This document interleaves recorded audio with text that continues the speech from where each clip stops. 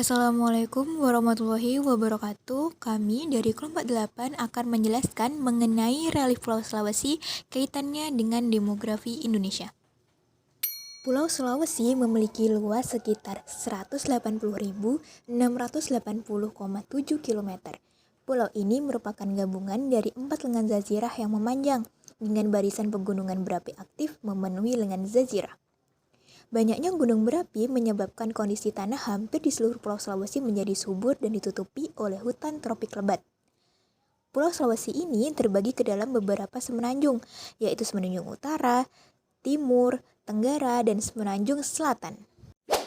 Pulau Sulawesi sebagian besar wilayahnya adalah pegunungan, sedangkan dataran rendahnya terletak di sekitar pantai. Pulau Sulawesi dikelilingi oleh laut dan selat yang cukup dalam. Laut dan selat tersebut antara lain Basin Bandan Selatan, Laut Maluku, Laut Flores, Palung Makassar, dan Basin Bandan Utara. Relief sendiri merupakan konfigurasi permukaan bumi yang ditinjau dari segi kemiringan lereng dan perbedaan ketinggian. Relief Indonesia dipengaruhi oleh adanya gerakan gerak bumi atau pelipatan, di samping gerakan-gerakan tektonik lokal seperti pengangkatan, patahan, kegiatan erosi, dan sedimentasi. Relief Pulau Sulawesi. Pulau Sulawesi mempunyai relief yang kasar dikarenakan perbedaan tinggi antara daerah pegunungan dasar laut yang mengelilinginya, sekitar 7.000 sampai 8.000 meter. Relief Pulau Sulawesi sangat bervariasi, dari datar hingga bergunung, dengan lereng kurang dari 3% sampai lebih dari 40%. Bagian lengan selatan terdapat 2 jalur pegunungan yang dipisahkan oleh lembah Walanai. Bagian lengan tenggara terdapat daerah rawa dengan permukaan yang cukup rendah, dan bagian utaranya terdapat beberapa danau tektonik. Bagian lengan timur merupakan jalur pegunungan Batui dan di ujungnya terdapat pegunungan Balantak. Bagian lengan utara dipenuhi oleh pegunungan dengan beberapa vulkan aktif, termasuk pulau-pulau kecil yang merupakan puncak vulkan di area Teluk Tomini. Selanjutnya, demografi Pulau Sulawesi. Dari grafik terlihat bahwa jumlah penduduk di Pulau Sulawesi terus meningkat setiap tahunnya.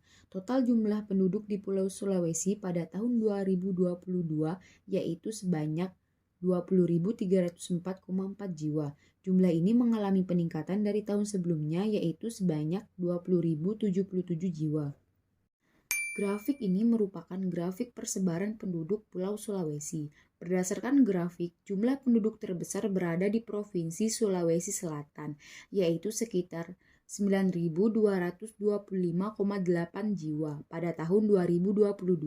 Sedangkan jumlah penduduk terkecil berada di Provinsi Gorontalo dan Provinsi Sulawesi Barat, yaitu sekitar 1.192,7 jiwa dan 1.458,6 jiwa.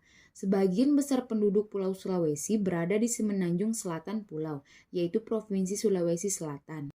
Berikut ini merupakan beberapa permasalahan yang ada di Pulau Sulawesi. Yang pertama, tidak meratanya jumlah penduduk, kemudian pengangguran, kemiskinan, dan gempa COVID. Jumlah penduduk tidak merata. Tidak meratanya jumlah penduduk di masing-masing provinsi di Pulau Sulawesi ini dipengaruhi oleh keberadaan kawasan ekonomi serta keberadaan infrastruktur dasar yang terbangun. Tingginya jumlah penduduk yang berada di Provinsi Sulawesi Selatan dikarenakan provinsi ini memiliki kota terbesar di Pulau Sulawesi, yaitu Kota Makassar yang merupakan kota metropolitan. Selain itu, kota ini juga sudah memiliki infrastruktur dasar dan pusat pertumbuhan ekonomi yang jauh lebih berkembang dibandingkan daerah lain di Pulau Sulawesi. Yang kedua, pengangguran. Di Sulawesi Utara, masalah tingkat pengangguran merupakan isu penting yang menjadi permasalahan tahunan pembangunan ekonomi. Jumlah pengangguran di Sulawesi Utara paling banyak berasal dari kelompok pendidikan menengah atas, khususnya lulusan kejuruan. Hal ini mengindikasikan adanya mismatch antara SDM, pasar tenaga kerja, dan kualitas pekerjaan. Pada tahun 2018, jumlah pengangguran lulusan SMK tercatat 15,13%, melebihi angka nasional di 11,24%, dan melebihi pengangguran lulusan SMA sebesar 9,74%. Masalah ini menunjukkan kurangnya kesempatan kerja yang berkualitas. Di sisi lain, faktor tingkat upah juga memiliki pengaruh terhadap tingkat pengangguran di Provinsi Sulawesi Utara, yakni memiliki hubungan negatif dan signifikan. Dengan adanya hubungan peningkatan upah terhadap penurunan pengangguran, harusnya diikuti dengan kualitas pekerja itu sendiri. Kemudian kemiskinan. Kemiskinan bukanlah masalah baru di setiap negara berkembang termasuk Indonesia. Kemiskinan terjadi di setiap provinsi di Indonesia. Di Pulau Sulawesi, angka kemiskinan di setiap provinsi masih tergolong tinggi. Berdasarkan data BPS tahun 2019, persentase kemiskinan tertinggi terjadi pada Provinsi Gorontalo, yaitu sekitar 15,31%. Dan yang terendah berada di Provinsi Sulawesi Utara, yaitu sekitar 7,51%. Beberapa faktor yang mempengaruhi kemiskinan tersebut yaitu tingkat pengangguran tetapi tidak berpengaruh signifikan terhadap kemiskinan di Pulau Sulawesi, pertumbuhan ekonomi, dan rata-rata lama sekolah. Permasalahan berikutnya yaitu gempa bumi. Kejadian gempa bumi pada tanggal 15 Januari 2021 lalu dengan magnitudo 6,2 ini telah mengakibatkan bencana berupa kerusakan bangunan dan korban jiwa. Jumlah korban di Kabupaten Majene terdapat 8 orang meninggal dunia dan di Kabupaten Mamuju 34 orang meninggal dunia. Untuk luka berat atau rawat inap sebanyak 189 orang dan luka ringan atau rawat jalan berjumlah 637 orang.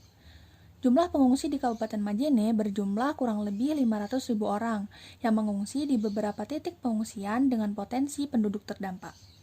Peristiwa gempa ini juga mengakibatkan kerugian mencapai 829,1 miliar. Pemecahan masalah. Yang pertama terkait jumlah penduduk tidak merata.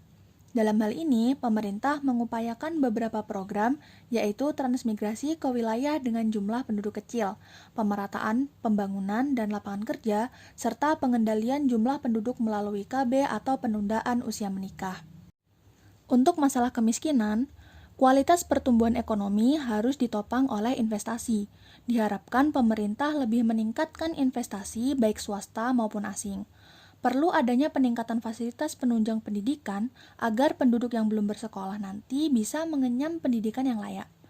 Program bantuan dana sekolah dipertahankan atau ditingkatkan dari segi jumlah bantuannya agar penduduk miskin yang ingin bersekolah bisa tercover sekaligus.